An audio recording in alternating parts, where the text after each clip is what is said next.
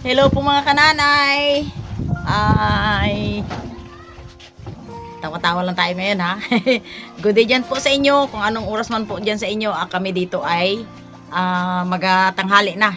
Mag-alas 12 na ng araw ay. Ngayon po, namumblima ako kanina kung wala kaming ulam. Ayun, nakakita ako ng ulam. Ang ulam namin ay ito. Yan. Yun po, kami ni Jen. Nakita po kami ng ulam at ito po ang aming ulam. Yan, manamsi. At saka yung aming kikilawin na dilis. Yan, masarap yung kinilaw mga kananay. Saka ang aming pang-asim na ito, kamyas na sariwa. Paksiwin ko po ito sa dahon ng mangga, sa kamyas, Yan. mahal kamatis, luya at sibuyas. Ayan. So, Ito po. start na ako. Yan po ang aming ihalo para masarap. Unahin ko muna yung kamyas sa ilalim. Dito na ako sa palayok magpais. Ang tawag yan, Pais? Yun. Pinais sa dahon ng mangga. Tsaka ito, luya, sibuyas. Ayan, kamatis. Pinagsama-sama ko na. Luya, kamatis, Tsaka ito, sibuyas. ayan. Nag-prepare ako ng dahon ng mangga. Ah, Medyo mura kasi ito po ay medyo masim-masim kapag siya ay mura. Mas maganda siyang i-ano dito. ayun. Ibalot. Ibang style kay Jin, mga kananay. Ito po ang paraan ko minsan kapag sinawa ko sa dahon ng saging. Saging. Ayan. Ayan, tsaka Ayun ayun na. po siya. Mga kananay, ang recipe ngayon namin ni Jin. Ayan. Ito po ay Bisaya, hindi ko nakalapin Tagalog. Ayan. Ayan. Sarap ang aming ulam ngayon. Kasi mga kananay, hindi kami nakapalaot dahil bumalik na naman ang lakas ng amihan. So, ibig sabihin ito, mother, ay binili mo lang. Oh, binili ko lang po ito, mga kananay, ang aming recipe for today. Para kami makaulam ni Pitpit. Si Pit ay ready na. So, Yung aking apo si Pitpit ay ready na ano kumain. yan eh. Parating naka-online sa amin. Kailangan magmadali magluto ang nanay. Yan po mga kananay. Ang style namin po ay haluan namin ng talong. Pero bago namin ilagay doon ay igayat muna sa tubig para hindi mangitim ang talong. Yan ang aming style dito sa aming probinsya. Papatong ko na lang yung talong sa taas para maabot ng sabaw. Yun. Ayos. Ayan po. Talong. Pinatong na ni Jen sa taas ng palayok. Ang aming lulutuan po ngayon mga kananay ay palayok. Para maayos ang pagpaksiw ng isda. Ayan. Okay na. Yan. Lalagyan ko lang siya ng tubig at isasalang ko na. Yan po mga kananay.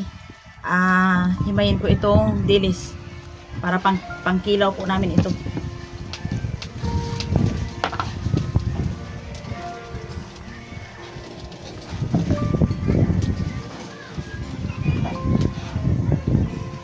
Huwag na ni, tulong. Huwag na, wag. Yan, hugas ka doon, hugas ng kamay.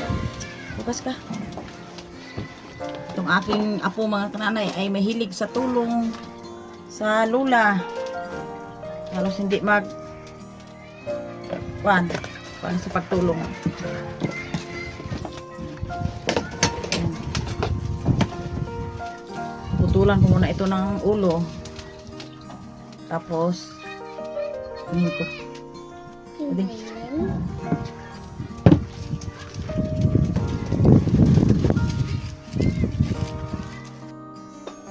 Ayan po, na-prepare ko na yung aming pangkinilaw ni nanay na dilis. At nag-prepare na rin ako ng mga pangsangkap. Ayan. Ito, pagsama-sama ko na lang. Ayan. Sili, sibuyas, kamatis, luya. Panligid-ligid. Mas kamatis, bawang at So, luya. lalagyan ko siya ng konting suka lang. At ihalo-halo. Ayan. Yan, ang ganda na tingnan. Yan.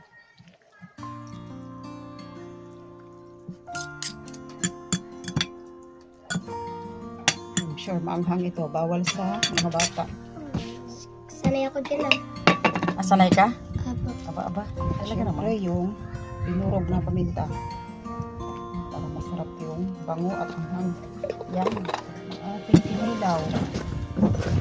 Lagyan ng kaunting asin. Sa pagkakaalam ko po, yung kinilaw ng iba is bilog lang. So, sa amin po, ito yung aming nakasanayan. Binibiak yung dilis o isda. Ayan. Biakin ang dilis. Ayan, yung ibang dilis, hinati ko. Maliban sa kinilaw kasi medyo marami. Gumawa ako ng mix, breading mix. Sarili kong mixture, itlog at konting harina, paminta at mga iba-iba pa. Tsaka hinalo ko yung nilagay ko yung hinimay kong dilis for fry. Ayan. Yes. Po ay nakatapos na po ng pagluluto si Jen at kami handa ng kakain sa aming recipe. Kinilaw, ano ito, yung Pinais sa mangga. pinais, ano yun, Ito, tortang dilis. tortang dilis. At ngayon po, bago kami kumain ay ang mga panalangin daw ay si Mark Allen. Okay. Lord, salamat po Lord sa pagkain, Lord. Sana po, Lord, ugasan niyo po kami. At sasa po kami punta sa Lord. Bigay po lakas niyo kami namin si Lula para makasama. Thank you po, Lord. Amen! Pagkapot ko nagtangis. Sinisaan ko kita na hili-hili. Panalo nga ako din, himnal din. Matulugan man. Tama-tama, pagturog. Agabot ang mga nanay. Pagturog ang nanay. Tuwa yung mga. Gasik doon, magturog. Sa buligid din. Sige, ang turog kayo. Ay, basta matakabi akong arang nga doon. Doon sobrang natangis na. Bakit yung pinggan din? Ha? Cute. Cute.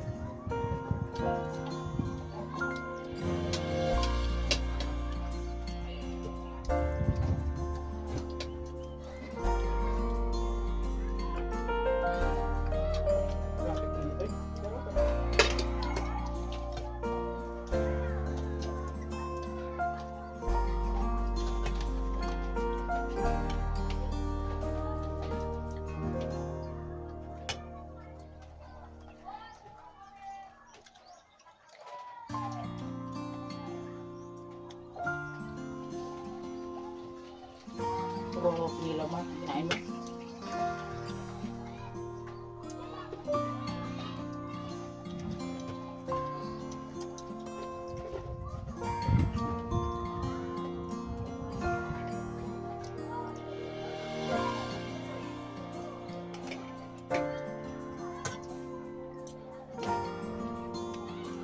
Kaya yung lugar nito, ang talong, sarap. Ang sarap, oh. Bye.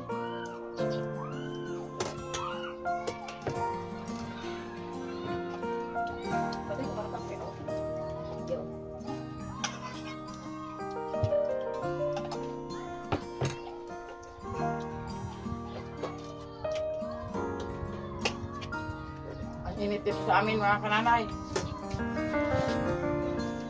Sa ibang lugar dyan po ay kung ano ang lamig sa inyo dyan at may snow. Kami naman dito, naku ang init, sobra.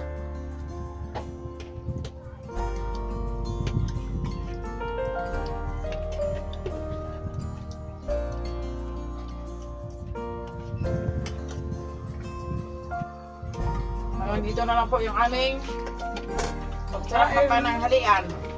Thank you. Salamat po.